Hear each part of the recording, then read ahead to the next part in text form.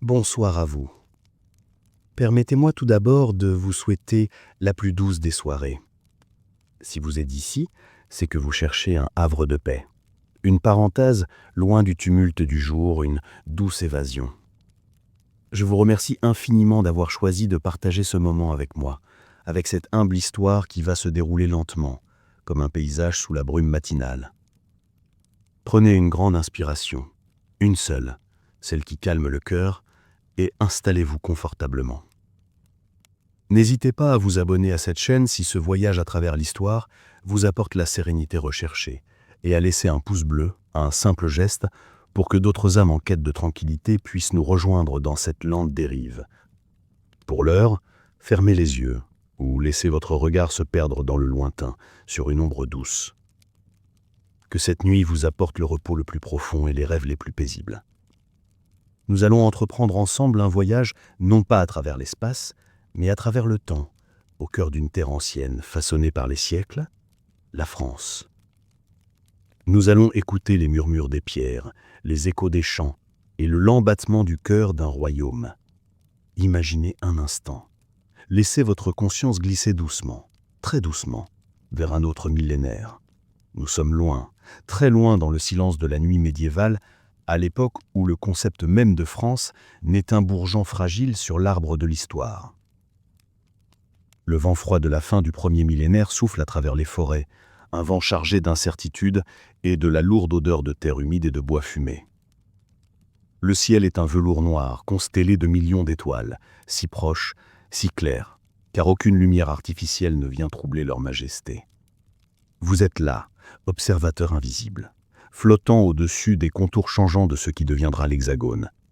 Sous vous, les formes sont indistinctes, des taches sombres, où dorment les hommes, les bêtes et les âmes. C'est l'ère où la loi s'écrit dans la pierre des châteaux et la foi dans le bois des églises naissantes. Nous atterrissons doucement sur les terres de la féodalité, un système complexe et rassurant à la fois, où chaque homme tient sa place. Écoutez le silence. Il n'est pas vide. Il est rempli du crépitement lointain des dernières braises d'un foyer paysan, du grincement lent et régulier d'un moulin ou près d'une rivière sombre, et du souffle profond d'un sommeil harassé. Les paysans, les serfs, dorment d'un sommeil lourd. Leurs mains sont calleuses, leur dos courbé par le labeur du jour, la charrue tirée par l'effort et la patience. Ils se sont couchés tôt, avec le soleil. Leurs chaumières, basses et trapues, sont faites de torchis et de paille, un abri précaire mais vital contre l'obscurité et le froid. À l'intérieur, les odeurs sont fortes, fumée, suaire, et l'arôme des légumes racines conservés pour l'hiver. Mais au milieu de cette simplicité rude, il y a une chaleur humaine, le doux rythme de la respiration d'une famille rassemblée. Ils ne possèdent rien, sinon leur force de travail et l'espoir d'une récolte future. Ils vivent et meurent sur la terre de leur Seigneur. Ce Seigneur, lui, dort dans sa motte castrale, puis bientôt dans son château de pierre. Imaginez le château, massif, froid, éclairé par la lueur vacillante de torches et de quelques chandelles coûteuses. Les murs sont épais, si épais qu'ils absorbent le bruit du monde. Marchez sur les dalles de pierre, sentez le froid remonter dans vos pieds imaginaires.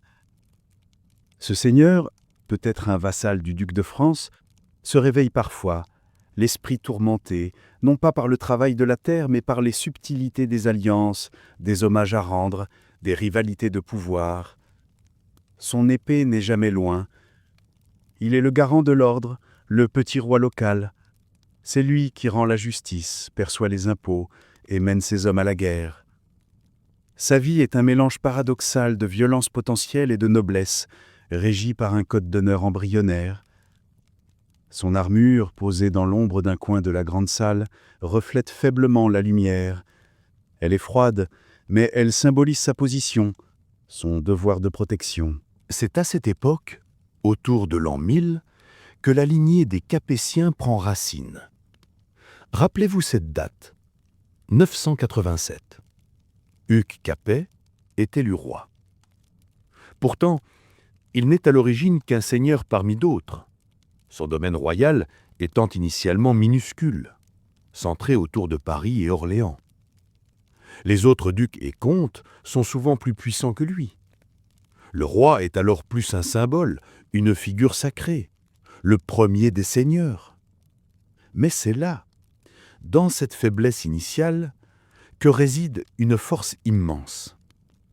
Contrairement à d'autres monarchies, la royauté capétienne va s'imposer par la continuité, par une succession étonnante de père en fils sur plus de 3 siècles. C'est la patience du temps qui construit le royaume. Le roi ne possède pas tout, mais il est le point focal de tout. Il est oint par Dieu lors du sacre à Reims.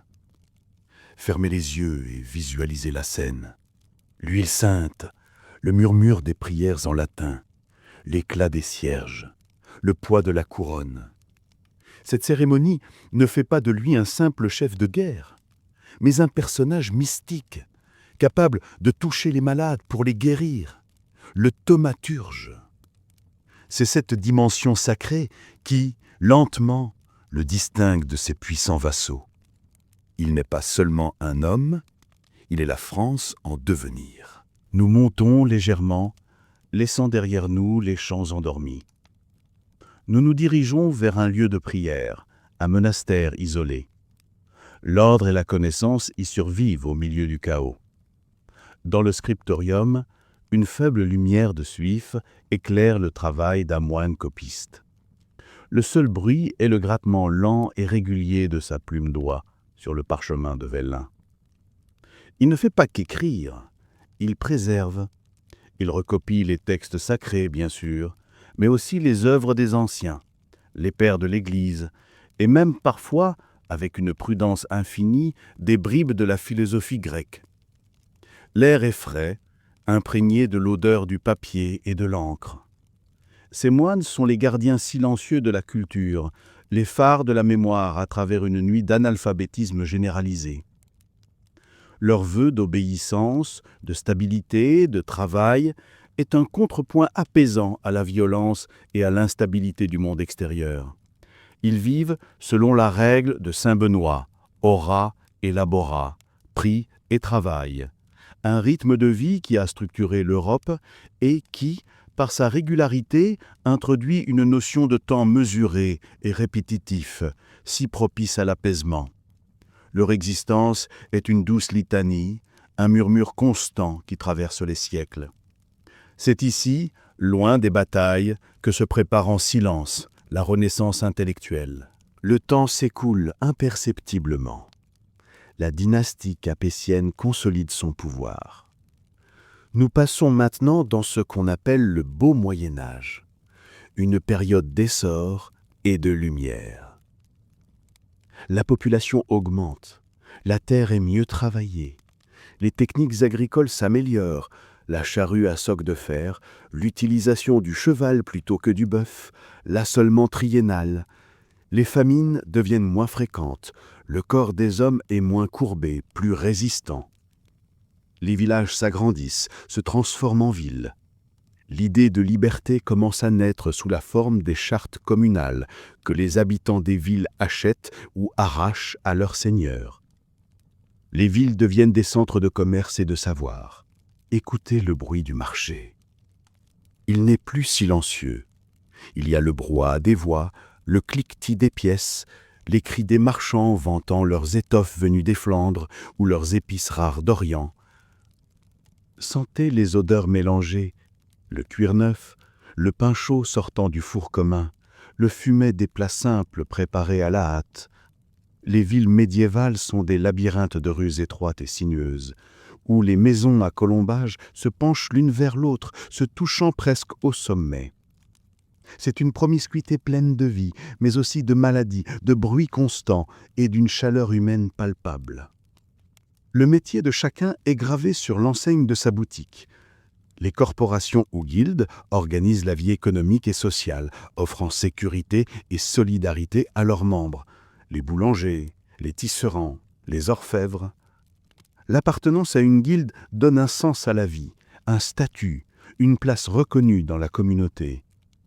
C'est un filet social serré qui retient l'individu et l'empêche de sombrer. Et au centre de tout, dominant ces cités d'un élan de pierre vers le ciel, s'élèvent les cathédrales. Ah, les cathédrales! Elles sont le cœur battant du Moyen-Âge, l'expression la plus pure de sa foi, de son génie architectural et de son effort collectif. Nous ne sommes plus dans les églises romanes, massives, sombres et trapues. Nous entrons dans l'ère du gothique. Levez les yeux, très haut. La cathédrale est une forêt de pierre, une structure d'une légèreté et d'une audace inouïe. Elle semble défier la gravité. C'est l'invention de l'arc-boutant qui a rendu cela possible, transférant la poussée des voûtes vers l'extérieur. Les murs ne sont plus porteurs. Ils peuvent donc être ouverts. Ils deviennent des fenêtres, des toiles de verre coloré. Entrez. Sous la nef immense. Le silence ici est différent de celui du monastère. Il est écrasant, majestueux. La lumière, regardez la lumière. Elle n'est pas brute, elle est filtrée, transformée, sanctifiée par les vitraux. Des scènes bibliques s'animent en 1000 couleurs. Un enseignement pour le peuple illettré. Vert émeraude, bleu saphir, rouge rubis. Ces couleurs se posent sur les dalles de pierre, elles créent des taches mouvantes, une danse lente et éternelle, le seul mouvement permis dans cet espace de dévotion. Un chuchotement, une prière murmurée résonne avec une pureté surprenante. Les bâtisseurs, les tailleurs de pierre, les maîtres verriers ont travaillé toute leur vie, souvent en sachant qu'ils ne verraient jamais l'œuvre achevée. Ils ont construit pour l'éternité, pour la gloire de Dieu, mais aussi pour l'honneur de leur ville. Leur œuvre est un acte de foi et d'humilité. Le rayonnement de la France grandit. Ces mêmes hommes qui ont construit ces merveilles partent parfois pour la grande aventure des croisades. L'appel à libérer la Terre Sainte résonne dans les églises. Ce n'est pas seulement une guerre, c'est un pèlerinage armé, une quête de salut. Imaginez la scène. Le départ d'une armée, des milliers d'hommes portant la croix de tissu rouge cousue sur leur épaule, le bruit assourdissant des sabots sur la terre, le cliquetis incessant des mailles d'acier, le vent froid sur les bannières. C'est un mouvement de masse, motivé par la foi, l'appât du gain, l'aventure ou l'espoir d'une terre nouvelle. Ces croisades vont changer le visage de l'Europe, ouvrant des routes commerciales, ramenant des épices, des soies, et surtout des idées nouvelles, des livres oubliés. Elles vont exposer les chevaliers français, souvent brutaux et incultes, à la finesse et à la science du monde musulman. C'est un choc des cultures qui, malgré la violence, est un moteur d'apprentissage et de raffinement. L'Europe s'éveille de son sommeil. L'essor des villes s'accompagne de l'émergence d'un nouveau lieu de savoir, l'université. Paris devient la capitale intellectuelle de l'Occident. L'université de la Sorbonne est le foyer de la scolastique, une tentative monumentale de concilier la foi chrétienne et la raison philosophique, notamment celle d'Aristote. Des penseurs comme saint Thomas d'Aquin travaillent inlassablement dans des salles froides, sous l'œil attentif de leurs étudiants. Ils ne lisent pas seulement, ils disputent, ils débattent avec une passion féroce. Écoutez la clameur des débats en latin dans le quartier latin, ces jeunes hommes venus de toute l'Europe pour chercher la lumière de la connaissance. C'est une période où la logique est reine, où l'on croit que l'on peut tout expliquer, tout classer, tout comprendre en appliquant les règles de la raison à la révélation divine. Cette soif de savoir, cet engouement pour l'argumentation structurée est la fondation de l'esprit critique qui animera les siècles suivants. Mais le destin de la France ne s'écrit pas sans douleur. Plus le royaume se centralise, sous des rois puissants comme Philippe Auguste ou Saint-Louis, Louis IX, plus les conflits avec le principal rival, l'Angleterre, s'intensifient. L'Angleterre, par héritage et mariage, contrôle d'immenses territoires sur le sol français.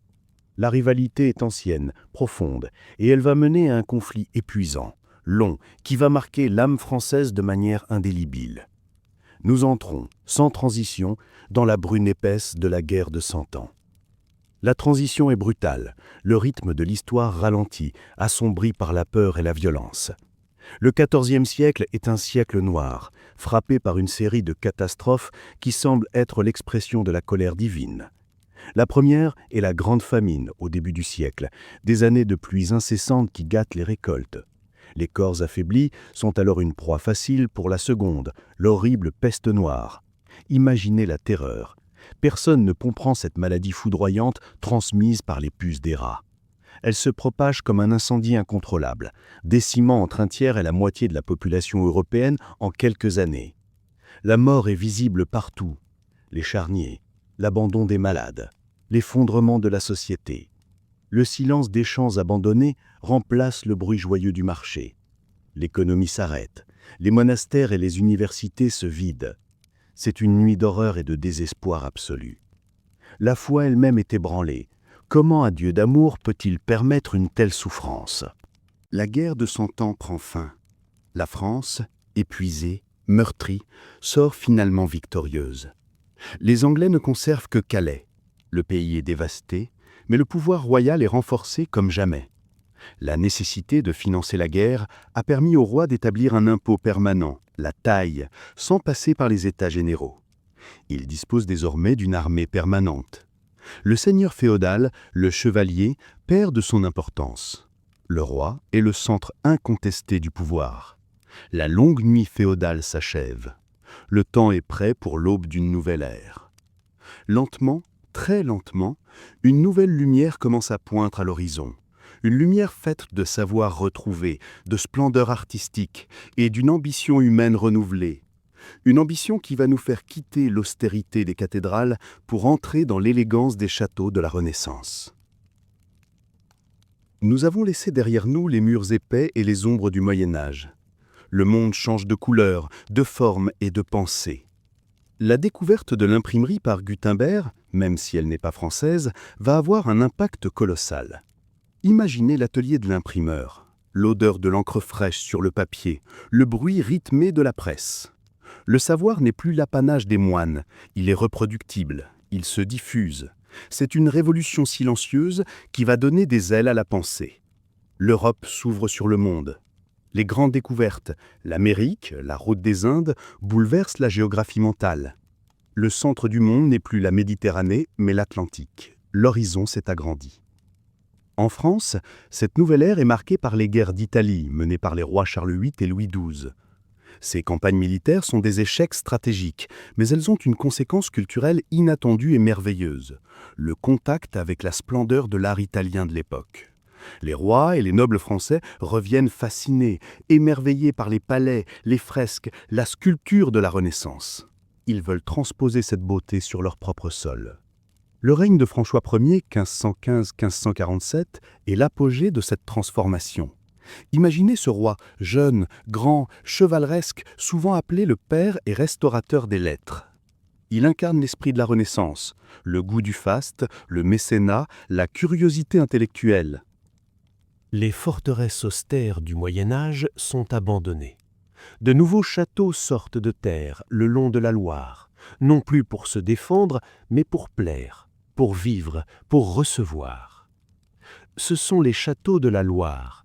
Chambord, avec son escalier à double révolution, peut-être conçu par Léonard de Vinci lui-même, Azay-le-Rideau, qui semble flotter sur l'eau, Chenonceau, qui enjambe le Cher. Les architectes s'inspirent des formes classiques romaines, mais les adaptent. Le confort apparaît. De grandes fenêtres laissent entrer la lumière, celle-là même qui était filtrée par les vitraux des cathédrales. Les intérieurs sont décorés de tapisseries chatoyantes, les cheminées sont monumentales. La vie de cour devient un art, une danse complexe d'étiquettes et de conversations raffinées. L'homme n'est plus seulement tourné vers le salut de son âme, il est intéressé par lui-même, par le potentiel infini de l'être humain. C'est l'avènement de l'humanisme. Des penseurs comme Rabelais, avec son rire gargantuesque et sa soif de connaissance universelle, et Montaigne, avec ses essais si personnels et introspectifs, marquent l'époque. La langue française elle-même est en pleine mutation. L'ordonnance de Villers-Cotterêts, en 1539, décidée par François Ier, impose l'usage du français au lieu du latin dans les actes juridiques et administratifs. C'est un acte fondateur de l'unité nationale et linguistique. Le français devient la langue du droit, de l'État, et bientôt celle de la culture. Une langue qui se veut claire, précise, ordonnée, reflétant l'esprit de la France qui s'installe. Mais, sous le vernis brillant de la Renaissance, couve un nouveau feu, celui des guerres de religion. En Allemagne, Luther a allumé la mèche de la réforme protestante. En France, le calvinisme, porté par Jean Calvin, prend racine. La réforme n'est pas seulement une quercée théologique sur la grâce et le salut, elle est aussi une question politique et sociale. Le roi est catholique, mais une partie de la haute noblesse, notamment la puissante famille des Bourbons, est devenue protestante.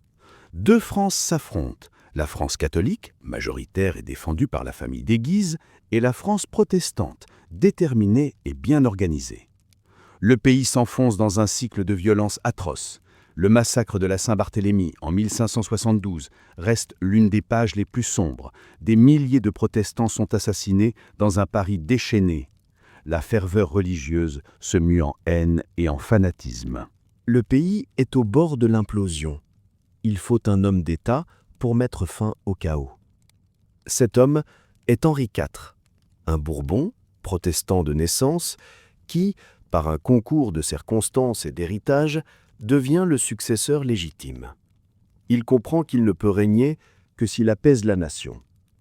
Sa conversion au catholicisme, avec la phrase célèbre et probablement apocryphe « Paris vaut bien une messe », est un acte de pragmatisme politique nécessaire. Il apporte la paix. En 1598, l'édit de Nantes signé, offrant une tolérance civile et religieuse aux protestants, avec des lieux de culte et même des places fortes de sécurité. C'est un texte extraordinaire pour l'époque, qui instaure le principe que l'unité de la France peut coexister avec la diversité religieuse. Henri IV est un roi populaire, le bon roi Henri, qui promet à son peuple la poule au pot tous les dimanches. Il reconstruit le royaume, assainit les finances grâce à son ministre Sully et jette les bases d'une monarchie plus forte et plus centralisée. Après son assassinat en 1610, la France est dirigée par son fils Louis XIII, enfant. C'est le cardinal de Richelieu qui va devenir la figure centrale, le véritable architecte de l'absolutisme. Richelieu est un homme de fer, intelligent, froid, impitoyable. Son unique obsession est la grandeur de l'État. Il écrase la rébellion des grands seigneurs. Il démantèle les places fortes protestantes si elles menacent l'autorité royale. Et il fait de la France une puissance européenne de premier plan, même s'il doit pour cela s'allier aux puissances protestantes contre l'Empire des Habsbourg. Il crée un État moderne, avec des fonctionnaires loyaux, les intendants, qui représentent le roi dans les provinces. Il comprend que la communication est cruciale pour l'autorité.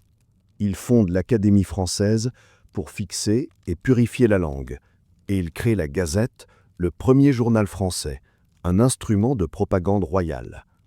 Le royaume n'est plus une mosaïque de seigneurs, il est une entité unique, avec un seul chef, un seul objectif. La transition vers le règne le plus long et le plus emblématique de l'histoire de France est douce, mais le contexte est agité. Louis XIII et Richelieu meurent coup sur coup. Le nouveau roi, Louis XIV, n'est qu'un enfant de 5 ans.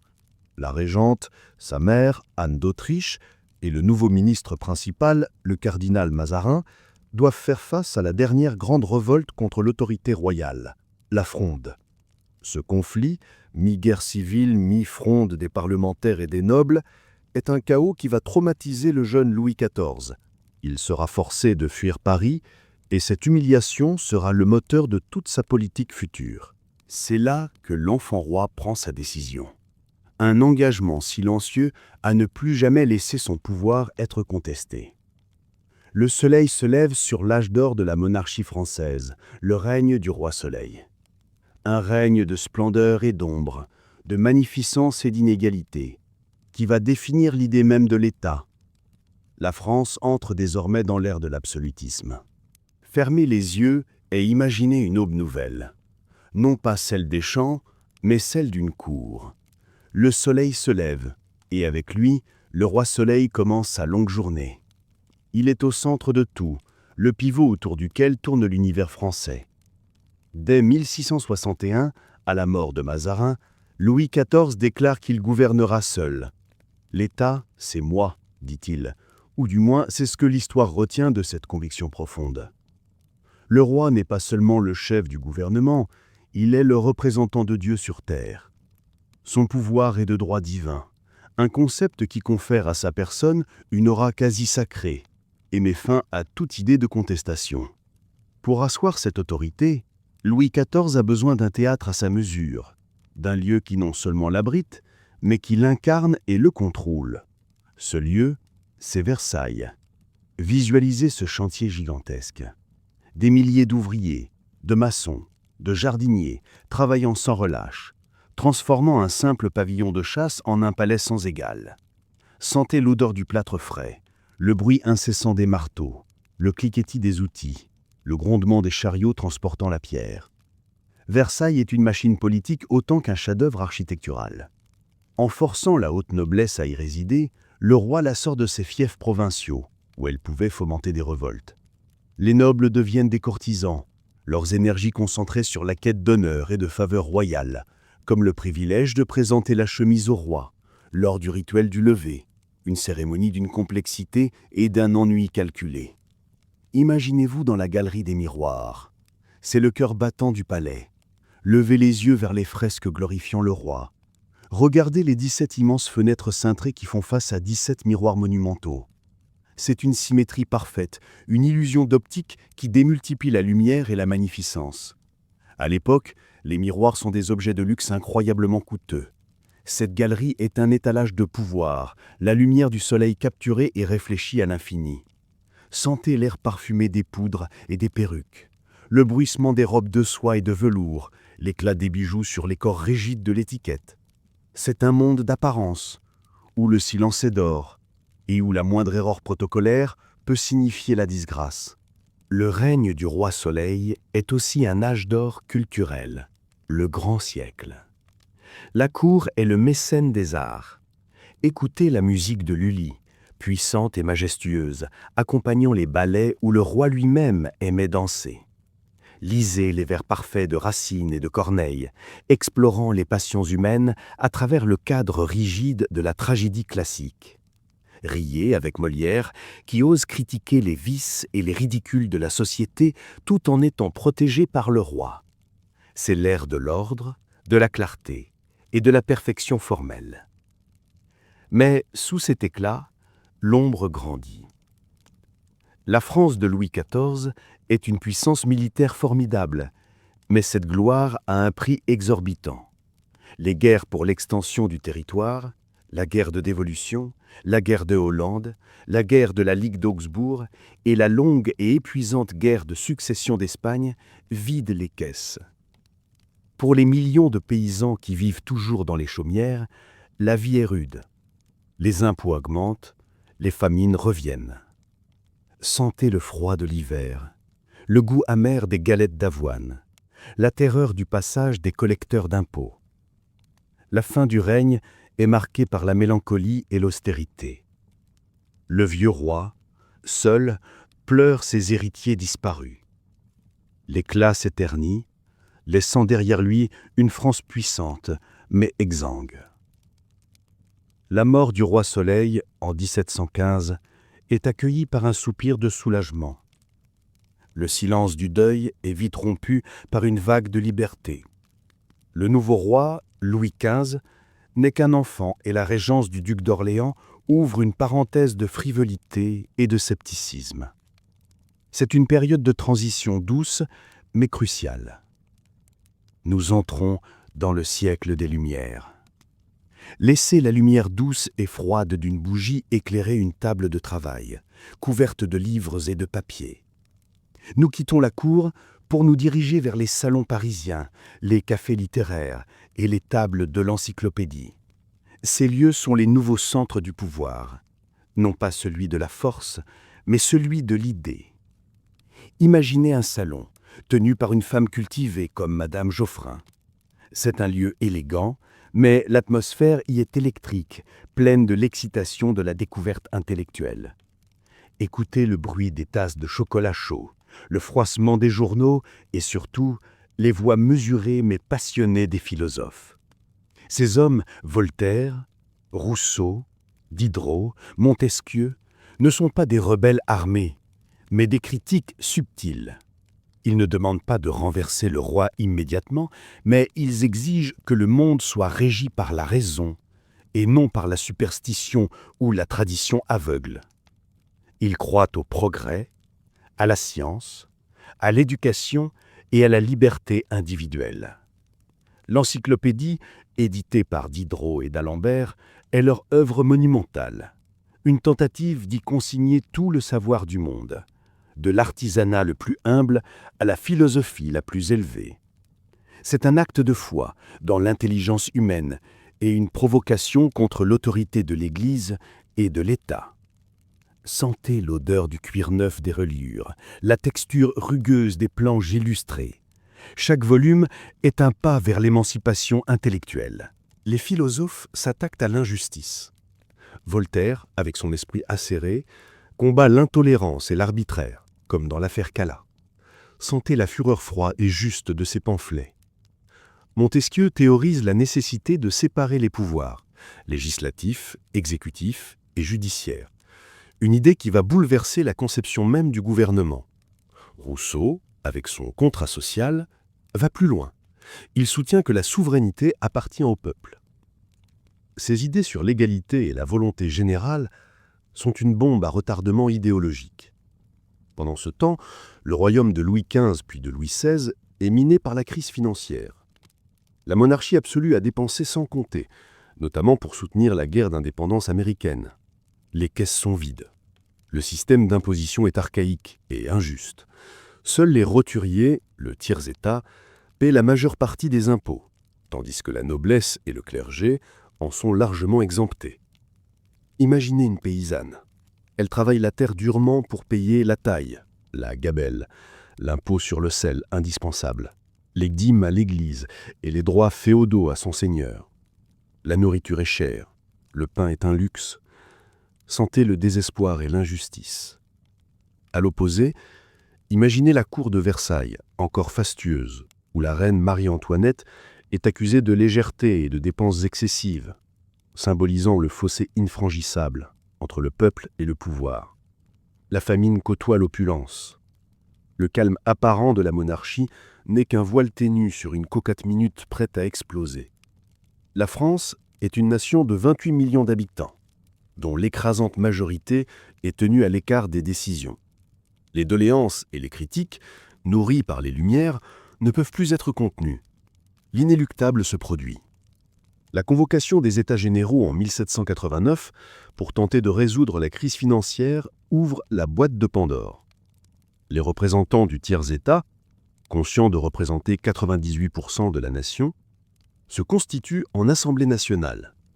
Le serment du jeu de paume est un moment de rupture, un engagement solennel à ne pas se séparer avant d'avoir donné une constitution à la France. La souveraineté a basculé du roi vers la nation. Le soulèvement populaire suit, le 14 juillet 1789. Écoutez le bruit de la foule en colère marchant sur la Bastille. Ce n'est pas seulement une prison, c'est le symbole de l'arbitraire royal, de la justice secrète des lettres de cachet. Le bruit du canon, les cris des assaillants, la chute des pierres, c'est le son du nerf qui s'écroule. Dans les campagnes, c'est la grande peur, des rumeurs de brigands et la révolte contre les châteaux, brûlant les titres féodaux qui ligotaient la paysannerie. La nuit du 4 août est une autre rupture, quand les nobles, dans un élan d'enthousiasme, votent l'abolition des privilèges. Le système social millénaire de l'Ancien Régime est balayé en quelques heures. La révolution est lancée. Elle n'est pas seulement un événement politique, c'est un séisme moral et philosophique. La Déclaration des droits de l'homme et du citoyen est adoptée, un texte universel qui proclame que les hommes naissent et demeurent libres et égaux en droit. Ces mots, écrits dans le calme de la raison, vont embraser l'Europe et le monde. Pourtant, Le chemin de la liberté est sanglant. La révolution se radicalise. La fuite manquée du roi à Varennes brise le peu de confiance qui restait. La France devient une république. Le silence de la terreur s'installe. Écoutez le bruit sourd et sec de la guillotine, cette raccourcisseuse nationale. Des milliers de personnes sont exécutées au nom de la vertu et de la patrie en danger. La noblesse, les prêtres et même les révolutionnaires qui s'opposent les uns aux autres. Robespierre, la corruptible, règne par la peur, convaincu que la fin justifie les moyens. Le pays est submergé par les guerres contre les monarchies coalisées d'Europe. C'est le ton des levées en masse, des chants guerriers, de l'hymne national, la Marseillaise, qui est à la fois un appel à la victoire et un chant de mort. La Révolution a créé le concept du citoyen soldat, prêt à mourir pour l'idée de la nation. La chute de Robespierre met fin à la terreur, mais pas à l'instabilité. La France est épuisée par 10 ans de chaos. Le directoire qui lui succède est faible, corrompu et incapable de restaurer l'ordre et la prospérité. C'est dans ce vide politique, sous le bruit des canons qui ont repoussé les ennemis de la France, qu'une nouvelle figure émerge, portée par la gloire militaire et la soif de commandement, le général Bonaparte. Ce jeune Corse, brillant et ambitieux, va mettre fin à la Révolution par un coup d'État, le 18 Brumaire. Il promet l'ordre, l'efficacité et la stabilité. Le temps des grandes idées cède la place au temps du pouvoir personnel, à la construction d'un empire qui va redessiner la carte de l'Europe. Un nouveau silence s'installe sur la France, non plus celui de la peur révolutionnaire, mais le silence martial de la discipline et de la gloire impériale. Nous allons maintenant suivre les bottes d'un empereur, le vent de la conquête, et les réformes qui, même après sa chute, continueront de structurer la France moderne. Le chaos de la Révolution s'est dissipé comme la brume matinale. Il est remplacé par un silence d'une nature différente, un silence de fer, celui de la discipline et de la volonté inébranlable. Napoléon Bonaparte n'est pas un roi de droit divin, il est l'héritier des Lumières et d'enfant terrible de la Révolution. Il met fin à l'instabilité du directoire par la force et offre à la France ce dont elle a le plus soif, l'ordre. Imaginez l'atmosphère du consulat, 1799-1804. C'est un temps de travail acharné et de rationalisation froide. Le premier consul se lève tôt, très tôt, et travaille avec une énergie et une lucidité incroyables. Il n'est pas intéressé par la théorie, il veut l'efficacité. Sentez l'odeur de l'encre des décrets qui s'accumulent sur son bureau. C'est dans ce calme studieux qu'il jette les fondations de la France moderne, des piliers qui tiennent encore aujourd'hui. Le Code civil, ou Code Napoléon, est son œuvre la plus durable. Visualisez la plume du législateur écrivant la loi simple, claire, uniforme pour tous les citoyens sur tout le territoire. C'est la fin du chaos juridique de l'Ancien Régime, la consolidation des acquis de la Révolution, la propriété privée, l'égalité devant la loi, la laïcité de l'État. Il crée la Banque de France pour stabiliser la monnaie, les lycées pour former une élite républicaine et le corps des préfets pour représenter l'autorité centrale dans chaque département. Puis, l'ordre se pare de gloire. En 1804, Napoléon se couronne lui-même empereur des Français dans la cathédrale Notre-Dame de Paris. Ce geste est tout un symbole. Il prend la couronne de ses propres mains sans attendre l'onction du pape, affirmant que son pouvoir ne vient pas de Dieu ou du passé, mais de sa propre volonté et de la nation. Sentez l'atmosphère du sacre, la pompe romaine, les uniformes neufs, les couronnes d'or, le silence impressionnant de la foule massée. Le rêve de la République a fait place à la majesté de l'Empire. Écoutez maintenant le bruit de la guerre. Le bruit des tambours qui battent la charge, le cliquetis incessant des sabres et des baïonnettes. L'empereur ne peut concevoir la France sans la gloire. L'Europe entière se coalise contre lui, et il répond par des victoires foudroyantes. Austerlitz, la bataille des 3 empereurs, Iéna, Wagram. La Grande Armée est une machine formidable, composée de soldats dévoués, enflammés par le culte de leur chef. Ces soldats, les grognards, se souviennent des champs et des marches, des bivouacs sous les étoiles froides, des longues routes poussiéreuses à travers l'Allemagne et l'Italie. Ils se battent pour la France, pour la Révolution, mais surtout pour l'empereur. L'Empire s'étend, immense, couvrant l'Europe de ses lois et de ses idées. Mais cette extension porte en elle la graine de sa propre destruction. L'ambition impériale est sans limite, et elle finit par heurter le plus redoutable des ennemis, la nature elle-même. Concentrez-vous sur le froid. Nous sommes en 1812. L'air est si sec qu'il pique les poumons. C'est la campagne de Russie. Imaginez l'interminable retraite de Moscou. Il n'y a plus de tambour, seulement le bruit étouffé des bottes sur la neige gelée. Le craquement de la glace. Le hennissement faible des chevaux épuisés. Le ciel est un linceul gris, le froid est un ennemi silencieux et impitoyable. Les corps s'entassent dans le silence blanc, recouverts de givre. C'est l'anéantissement de la grande armée, la fin du mythe de l'invincibilité. Les revers s'accumulent. Les peuples européens, fatigués de l'occupation française, se rebellent. La défaite finale, Waterloo, en 1815, est d'une rapidité et d'une cruauté brutale. Le bruit du canon, la boue, l'assaut final de la garde impériale brisée par les carrés britanniques. La lumière de l'Empire s'éteint. Le dernier silence de Napoléon est celui de l'exil lointain, sur l'île de Sainte-Hélène, perdue dans l'Atlantique. Imaginez le bruit des vagues incessantes, la solitude du vent salé, le temps qui s'étire, sans gloire ni action. L'empereur déchu dicte ses mémoires, construisant sa propre légende, un récit qui hantera la France pour le siècle à venir. La chute de l'Empire ramène les rois. C'est la Restauration. La France est fatiguée de la gloire et des révolutions, elle aspire à un juste milieu.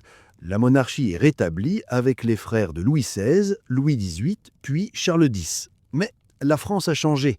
Elle ne peut plus être gouvernée comme en 1789. La charte constitutionnelle introduit un parlementarisme timide, mélangeant les principes de la Révolution, égalité civile, avec ceux de la monarchie, un roi. C'est un compromis fragile, une coexistence forcée entre deux esprits français. Ce siècle sera un cycle incessant de révolutions. Écoutez le bruit des pavés arrachés. En 1830, les Parisiens se soulèvent contre l'autoritarisme de Charles X. 3 jours de fureur, les Trois Glorieuses, et le drapeau blanc des Bourbons est remplacé par le drapeau tricolore. Le nouveau roi, Louis-Philippe, le roi citoyen, est un Bourbon libéral, le symbole d'une monarchie bourgeoise, celle des banquiers et des industriels. C'est sous cette monarchie bourgeoise que commence la grande et silencieuse révolution de l'industrialisation. Quittez le bruit des combats de rue et concentrez-vous sur un nouveau son, le sifflement et le grondement de la machine à vapeur. Imaginez l'usine, sombre, bruyante, pleine de fumée et de l'odeur du charbon et de l'huile. La France, plus lentement que l'Angleterre, se transforme. Les villes grossissent, attirant les paysans qui fuient la misère rurale. Les conditions de travail sont effroyables, les journées sont longues, les salaires misérables. À côté de la richesse naissante de la bourgeoisie des chemins de fer et des mines, naît le prolétariat, la classe ouvrière, entassée dans les taudis. Le contraste social devient le moteur des prochaines révolutions. En 1848, une nouvelle vague de ferveur républicaine balaie l'Europe. En France, elle renverse Louis-Philippe et proclame la Deuxième République. Sentez l'espoir. C'est la première fois que le suffrage universel masculin est établi. Des idéaux sociaux forts émergent, la fraternité, le droit au travail, les ateliers nationaux, mais cet élan est vite brisé. La peur de l'anarchie et le conservatisme rural écrasent les révoltes ouvrières. Le silence de la répression est lourd et le peuple, une fois de plus, se tourne vers un nom familier pour restaurer l'ordre. C'est l'ascension de Louis-Napoléon Bonaparte, neveu de l'empereur. Élu président de la République par un vote massif, il ne tarde pas à s'emparer du pouvoir par un coup d'État en 1851, restaurant l'Empire sous le nom de Napoléon III. C'est le Second Empire, un régime autoritaire, mais paradoxalement moderne et tourné vers le progrès économique. Imaginez Paris sous la direction du baron Haussmann, le préfet de la Seine. Écoutez le bruit de la destruction. Des quartiers entiers de la vieille ville médiévale sont rasés. Puis, écoutez le bruit de la construction. La scie, la truelle, les ordres donnés. La ville se transforme en un réseau de grands boulevards larges et rectilignes, pensés à la fois pour la circulation des troupes, contrôle social, et pour la modernité, hygiène, commerce. Les immeubles sont ordonnés, élégants, uniformes. La lumière se déploie. Les parcs, comme les Buttes-Chaumont, sont créés pour le peuple. C'est l'âge de la fête impériale, des expositions universelles, des crinolines et des premiers grands magasins. Le bon marché, le temple de la consommation, ouvre ses portes. C'est un monde de faste, de prospérité, mais aussi d'illusions politiques, où la liberté d'expression est muselée. Ce rêve de prospérité s'effondre dans une catastrophe militaire. Le silence du champ de bataille revient. En 1870, la guerre franco-prussienne éclate. L'armée française est mal préparée, mal commandée, et l'empereur lui-même est capturé à Sedan. C'est une humiliation nationale sans précédent. Le Second Empire s'écroule en quelques jours. Paris se retrouve assiégé. Dans la douleur de la défaite, au milieu du chaos et de la famine, la Troisième République est proclamée. Mais la France ne trouve pas immédiatement la paix. Paris, humilié et affamé, se révolte contre le nouveau gouvernement conservateur. C'est la Commune de Paris. Pendant quelques semaines, en 1871, Paris se rêve en cité ouvrière, sociale et indépendante. Les barricades se dressent une dernière fois, le silence est rompu par le son lugubre de la semaine sanglante, où l'armée du gouvernement écrase la Commune dans une répression féroce. Des milliers de Parisiens sont tués. La République naît dans le sang et la division, mais elle s'installe lentement, douloureusement, comme le seul régime capable de rassembler une nation déchirée. Le silence de la défaite de 1870 laisse derrière lui un vide. La France est un pays meurtri, une puissance diminuée, obsédée par la vengeance et la reconquête de l'Alsace-Lorraine perdue. Pourtant, c'est au milieu de ce deuil national que la République va enfin s'enraciner par l'école, par la science, par la colonisation. La France s'apprête à entrer dans un nouveau siècle, celui des grandes découvertes, mais aussi celui des guerres mondiales, qui vont remettre en question l'existence même de cette nation. Laissez ces images de grands boulevards et de champs de bataille s'éloigner doucement, très doucement, et préparez-vous à la prochaine étape de ce voyage où l'éclat de la belle époque masquera un bruit de bottes lointain et funeste. La fin du XIXe siècle est une période de contrastes saisissants. C'est l'ère de la belle époque, un temps d'optimisme, de progrès technique et d'effervescence culturelle qui tente d'occulter le deuil de la défaite passée. Imaginez-vous dans le Paris de 1900. Laissez la foule vous emporter sur les grands boulevards, illuminés par les premiers éclairages électriques d'une lumière jaune et chaude. Écoutez le tintement des tramways, le bruit léger des fiacres tirés par des chevaux, le brouhaha des conversations animées aux terrasses des cafés. Sentez l'odeur du café fort, du tabac et des parfums coûteux portés par les élégantes. L'exposition universelle est un triomphe de l'ingéniosité humaine. Levez les yeux vers la tour Eiffel, une structure de fer monumentale qui symbolise la foi inébranlable dans la science et l'avenir. L'art s'épanouit. C'est l'impressionnisme, capturant la lumière changeante, le symbolisme, explorant les profondeurs de l'âme. La vie est une fête, un tourbillon d'animation. C'est aussi le triomphe de l'école républicaine, instituée par Jules Ferry. Écoutez le silence studieux dans les salles de classe, l'odeur de l'encre et du bois ciré. Le maître, vêtu de noir, enseigne la lecture, l'écriture, mais aussi et surtout les valeurs de la République, la laïcité, le patriotisme, le civisme. L'école est le grand creuset où se forge l'identité nationale, un rempart contre les divisions anciennes.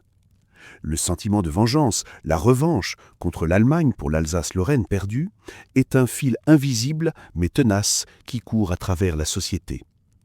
Mais sous cet éclat, les tensions grandissent. L'affaire Dreyfus révèle les fractures profondes de la société française entre l'armée et la République, entre les catholiques et les laïcs, entre l'antisémitisme et les défenseurs des droits de l'homme. C'est un débat passionné, une crise morale qui secoue la nation jusqu'à ses fondements. Et à l'horizon, le bruit des bottes se fait plus proche. Les rivalités impérialistes, les alliances complexes, la course aux armements transforment l'Europe en une poudrière.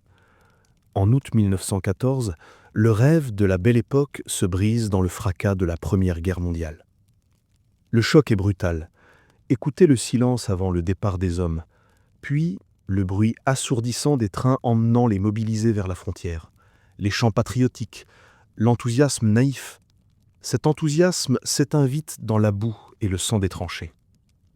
Imaginez-vous dans cet enfer, l'odeur âcre de la poudre, de la chair brûlée et du chlore des gaz, le froid et l'humidité qui s'infiltrent dans les eaux, le bruit incessant et terrifiant de l'artillerie, ce roulement de tonnerre qui ne s'arrête jamais, jour et nuit. Des millions d'hommes, les poilus, vivent comme des taupes, entre la peur et l'ennui, attendant l'ordre absurde de sortir du trou pour être fauchés par les mitrailleuses. C'est l'industrialisation de la mort. 4 années d'horreur transforment la France. Le pays est saigné, dévasté. En 1918, la victoire est totale, mais le prix est exorbitant.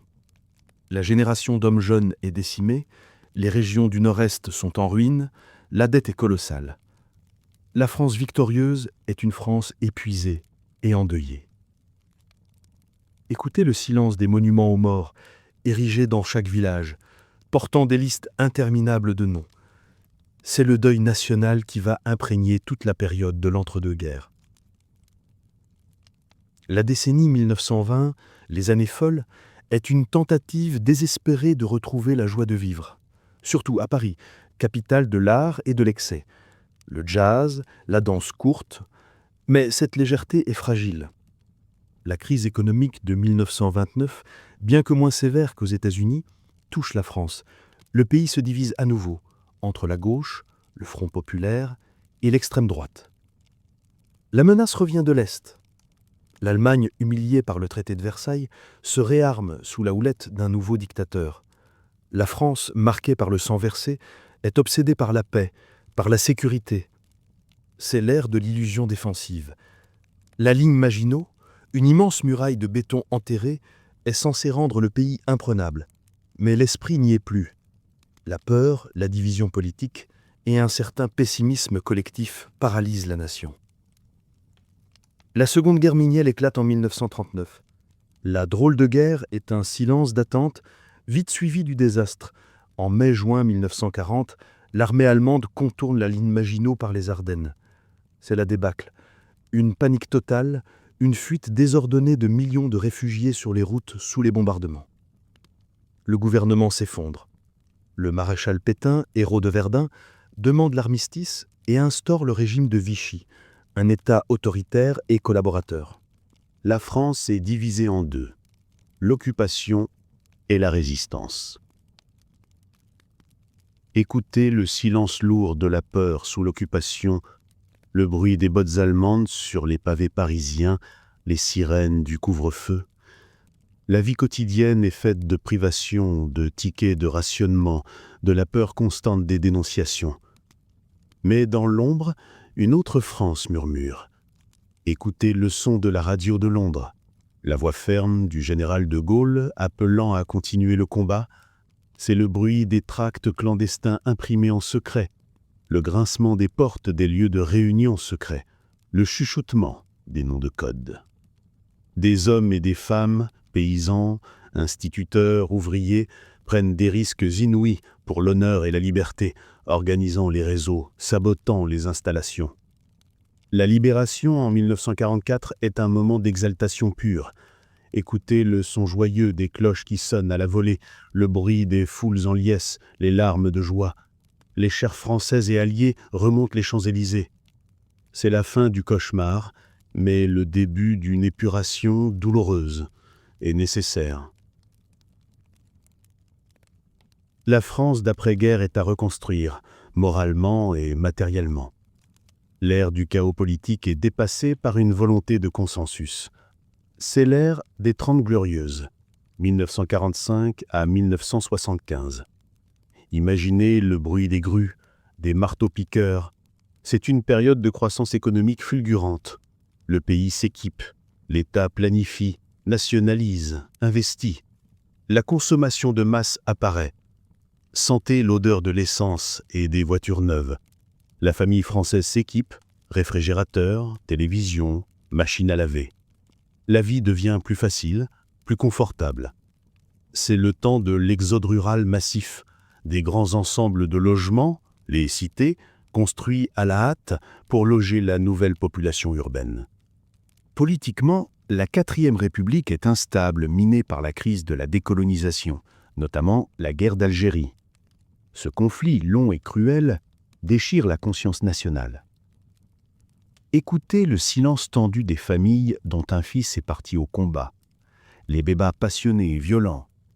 Le régime ne parvient pas à résoudre cette crise fondamentale. En 1958, le général de Gaulle est rappelé au pouvoir pour sauver le pays du chaos civil. Il instaure la 5e République, un régime présidentiel fort, taillé à sa mesure. De Gaulle met fin à la guerre d'Algérie dans un geste courageux et difficile, et redonne à la France sa fierté et son rôle sur la scène internationale, notamment en s'opposant aux 2 superpuissances et en dotant le pays de l'arme nucléaire, la force de frappe. Il incarne l'image de la France éternelle, puissante et indépendante. L'onde de choc vient ensuite de la jeunesse. En mai 68, l'ordre gaullien est ébranlé.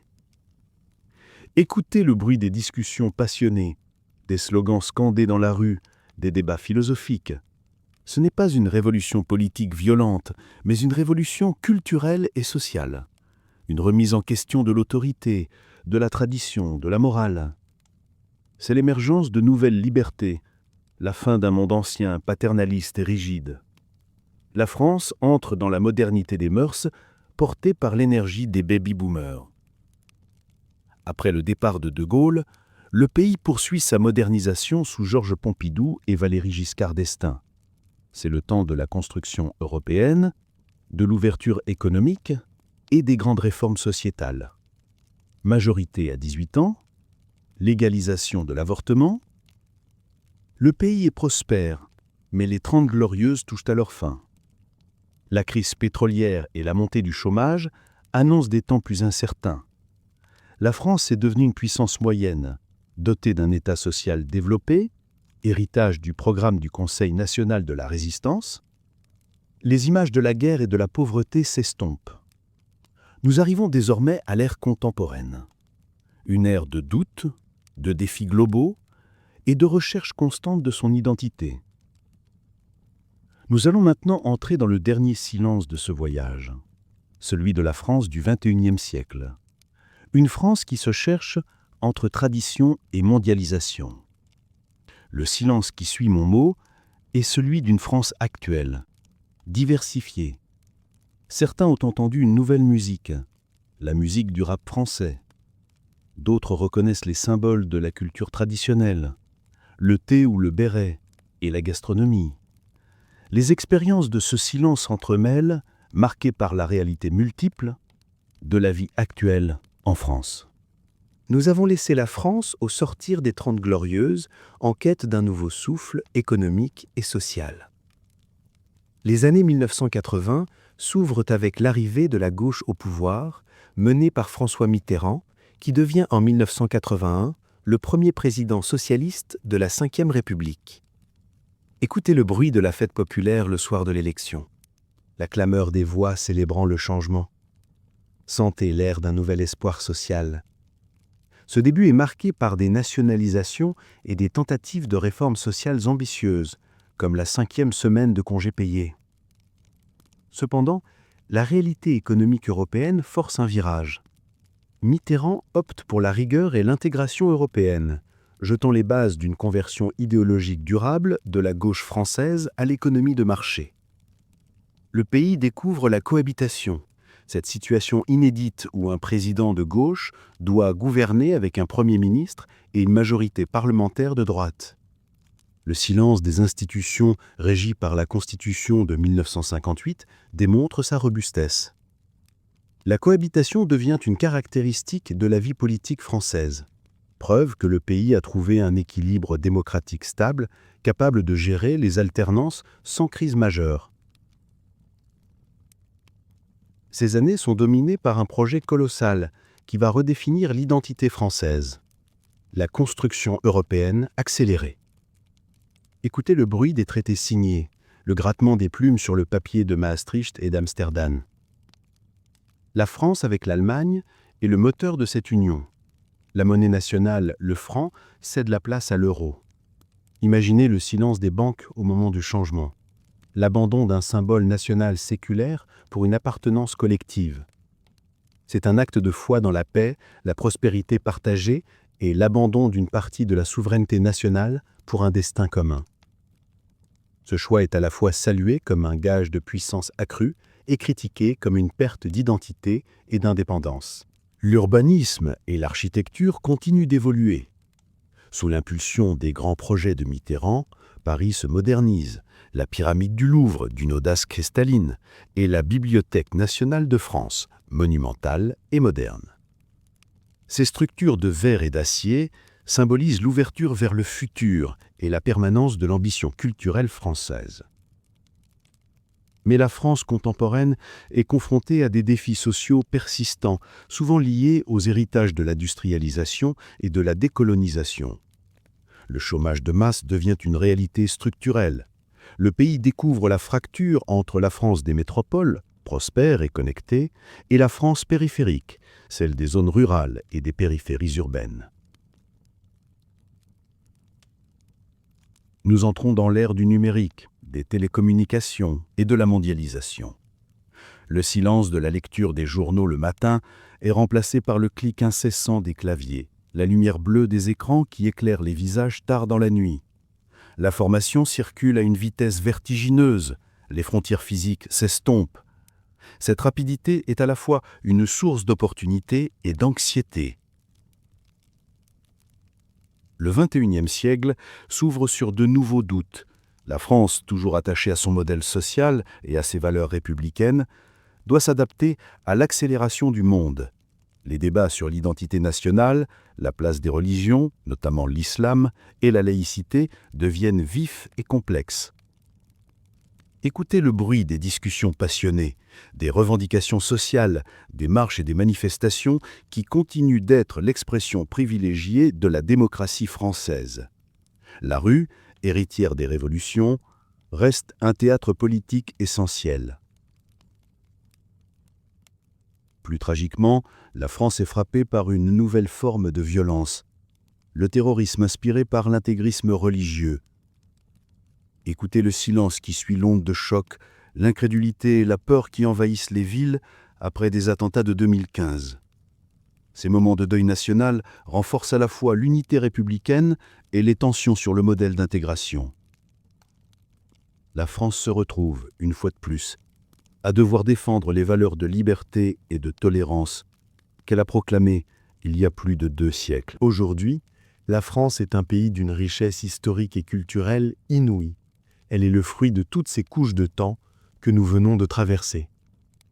Le mystère des forêts médiévales, l'ordre de la monarchie absolue, la fureur de la Révolution, la discipline de l'Empire, la modernité des boulevards haussmanniens, la douleur des guerres et l'espoir de la construction européenne.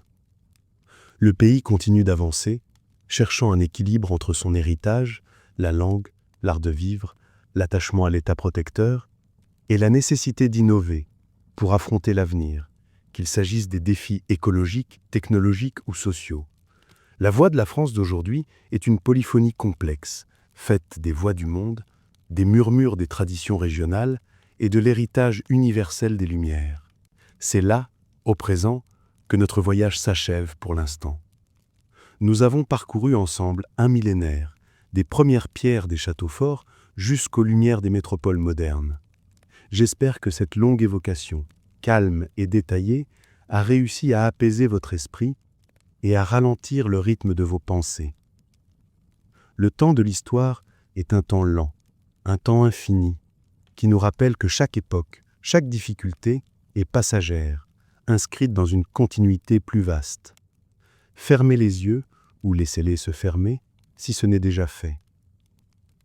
Laissez les images de ces rois, de ces paysans, de ces soldats, de ces philosophes se mêler à la douceur de l'obscurité.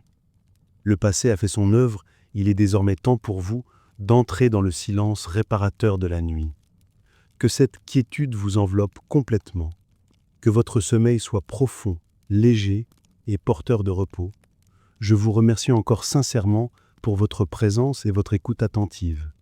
Que vos rêves soient aussi vastes et sereins que les plaines de France sous la lune. Douce nuit et à très bientôt, je l'espère. Dormez bien.